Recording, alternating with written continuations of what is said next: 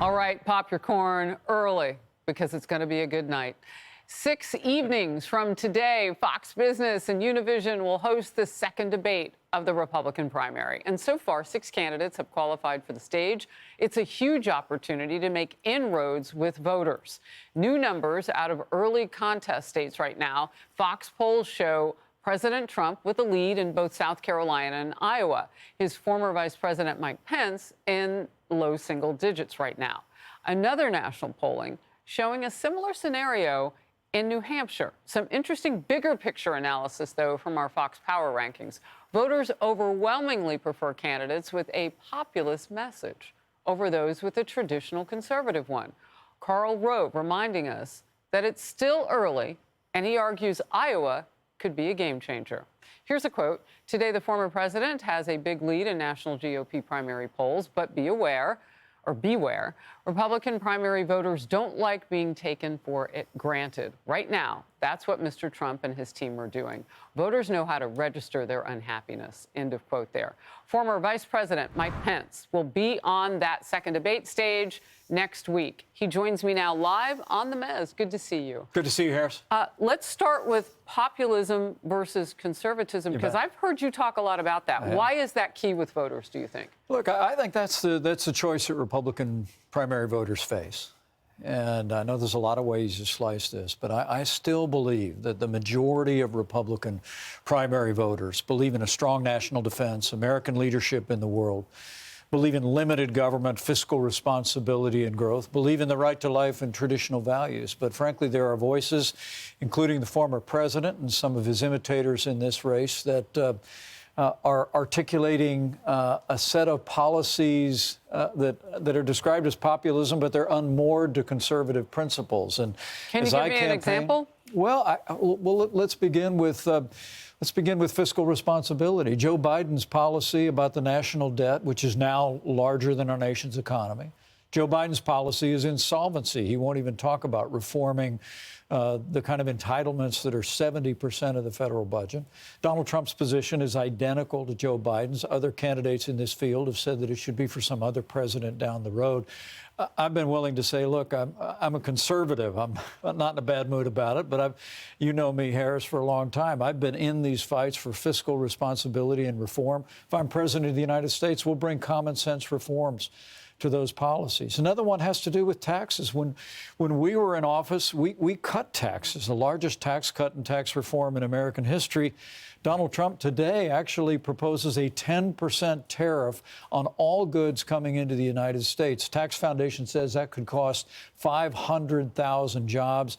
And at a time when we've had 17% inflation across the country, Harris, the last thing we need is to raise the cost of goods at the border. A couple of points there, and I hope that at some point we'll see the former president on a debate stage. Me too. Or in a conversation. Even if it isn't a debate, it needs to happen.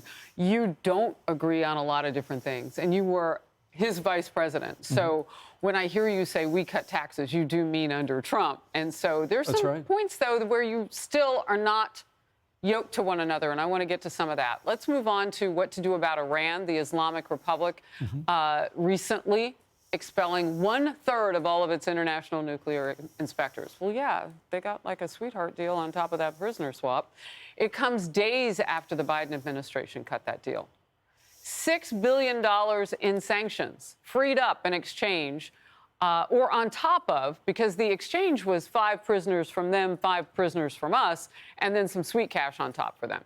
That money is designated for humanitarian uses. However, critics are skeptical. Well, they should be. And they ask if Iran can really be stopped from using it to fund nuclear weapons and terrorism. Saudi Arabia's Crown Prince, MBS, had this chilling warning in an exclusive interview with our own Brett Baer. Let's watch. Are you concerned, though, Iran gets a nuclear weapon, about them getting a nuclear weapon? Well, we are concerned of any country getting a nuclear weapon. That's a bad move. And you don't need to get a nuclear weapon because you cannot use it. Even if Iran gets a nuclear weapon, any country use a nuclear weapon, that means they are having a war with the rest of the world. If they get one, will you? If they get one, we have to get one. Vice President Pence, what's your reaction to that? Well, look, the policy of the Biden administration toward Iran, literally spending the last 2.5 years begging Iran to get back in the Iran nuclear deal, and the capstone of, now, I welcome any American being freed from captivity. During our administration, we worked hard to bring Americans home. But you should never pay ransom, especially to the leading state sponsor of terrorism in the world. By paying $6 billion to Iran, the Biden administration has made every American abroad less safe. And so I welcome the dialogue that's happening between Israel and Saudi Arabia, and I'm hopeful there'll be an agreement there. But it's important to remember, Saudi Arabia recently brokered a deal with Iran. And if there's one message we need to make clear in the Middle East, is that we will never allow Iran to obtain a nuclear weapon, and that America will stand with and, if necessary, defend Israel shoulder to shoulder in any aggressive action by Iran. If you mean that, you better get a Republican in office. You better believe because it. if you look at the deal that just got made, if you're Israel and you're looking at that deal, I wonder what you're thinking. Like, America's open for business, and not in a good way. All right. Former President Donald Trump, and you brought him up, so my team has just slid this in, was in Iowa yesterday with this on U.S. aid to Ukraine. It's just not sustainable. With your help, your love, and your vote, we will make America first. It's about America first. I mean, these people want China first. They want other countries first, Ukraine first. They want all this stuff we give. Every time somebody comes over from Ukraine, they walk out with $25 billion. And we want to help Ukraine, but, you know, Europe right now is up to $25 billion, and we're up to $200 billion. Now, you have differences from the former president when it comes to Ukraine policy. First of all, why and what are they? Well, look, during the Trump-Pence administration, we stood with our allies and we stood up to our enemies. We were willing to use American hard power. Our armed forces took down the ISIS caliphate. We took down Qasem Soleimani. We fired cruise missiles into Syria. But what I hear in the president's voice there, and I hear some of his imitators in this race, is backing away from America's role as leader of the free world. Look, you have members in the armed forces. Because that's not his words. Well, you say you hear it in his voice. Ronald Reagan said back in a State of the Union address in 1985, here's the deal. If you're willing to fight America's enemies on your soil with your soldiers, we'll give you the means to fight them there so we don't have to fight them. It came to be known as the Reagan Doctrine. Now, Joe Biden has done a terrible job explaining our national interest in Ukraine.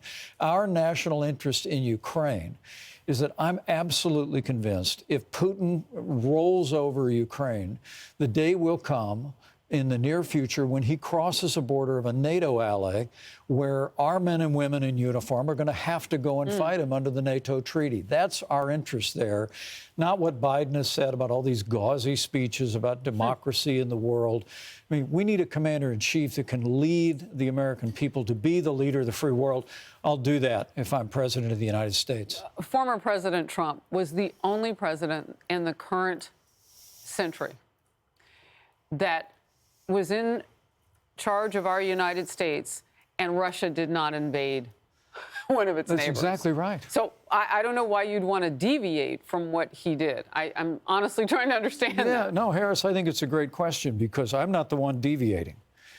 I believe in peace through strength. I think we need to build out a military fitted to the widening challenges of the world, not just an aggressive Russia, but China and the Asia Pacific and the threat that Iran presents.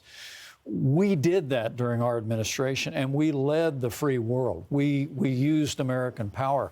What I see is the president and some of his imitators essentially walking away from America's role as leader of the free world. And I truly do believe that if we allow Vladimir Putin to grab Ukraine, we're going to end up in a global conflict, because if he takes Ukraine, I have no doubt in my mind that not only will he move against a NATO ally eventually, but also China will see a green light in its military ambitions and move against Taiwan. Peace comes through strength. We did that in the Trump-Pence administration.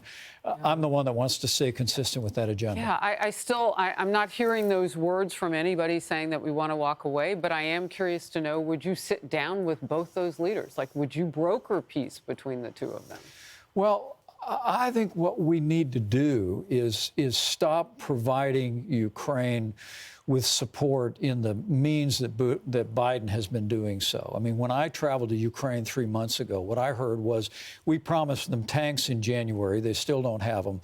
We promised them F-16s. We only recently approved them getting that from another country. I mean, look, we've given Ukraine, I believe, just enough not to lose. But we're the arsenal of democracy. We ought to be giving them the resources to defeat the Russian military, drive them out. And I think that's the surest way forward with peace. Again, I want to say to you, it's peace through strength, and it's American strength in the free world that'll set those conditions. What you just said is important for people to hear. Just enough not to lose. That is a political strategy on the left then. Because what happens if it gets pushed in the future? You've got this president trying to hang on to the White House continuously while this is going on. Just enough not to lose, to prolong it. Yeah. Look, that's not the way we operated. When we moved overwhelmingly and forcefully. That's how the American military should always move. We should provide the Ukrainian military what they need to win, and that'll set the conditions for a peaceful future. But that's the debate we're going to have in a week. I'm looking forward to being on that stage. It's a choice of futures for the Republican Party and for the American people. And I'm running because I truly believe I'm the most consistent, the most qualified, the most experienced conservative in the field. Vice President Mike Pence running for the White House for the GOP nomination. Good to see you. Thank you. You too, Harris. Thank you. We'll be right back. I'm Steve Ducey. I'm Brian Kilmeade. And I'm Ainsley Earhart. And click here to subscribe to the Fox News YouTube page to catch our hottest interviews and most compelling analysis.